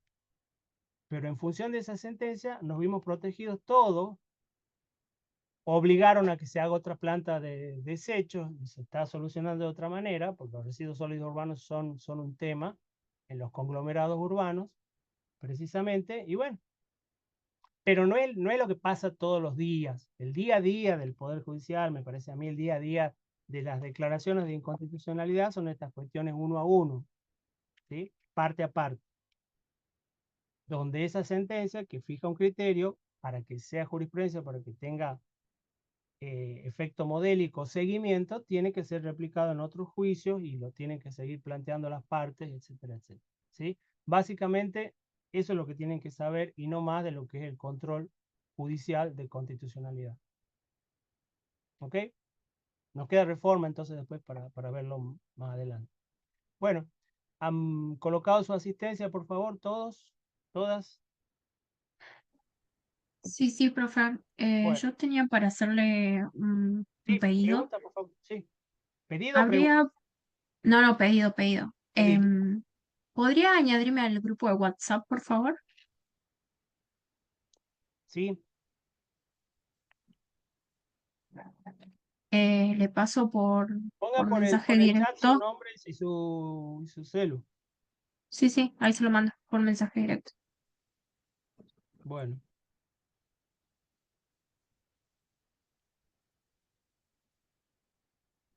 Ahí está. Gracias. bueno, listo.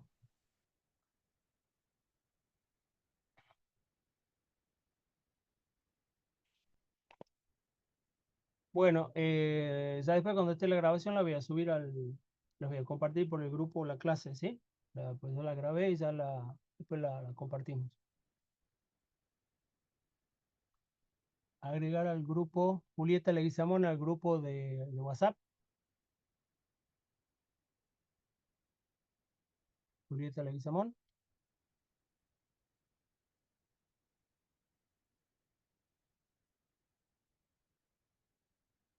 No tiene micrófono. ¿Me podría agregar al grupo? Sí, bueno, listo. Bueno, perfecto, entonces. Gracias, nos vemos la semana próxima, el martes. Chao, profe, gracias. Todo, profe, Chao, que anden bien. gracias. Chao, profe, buena semana. Igualmente, chao, hasta luego. Hasta luego. Adiós, profe.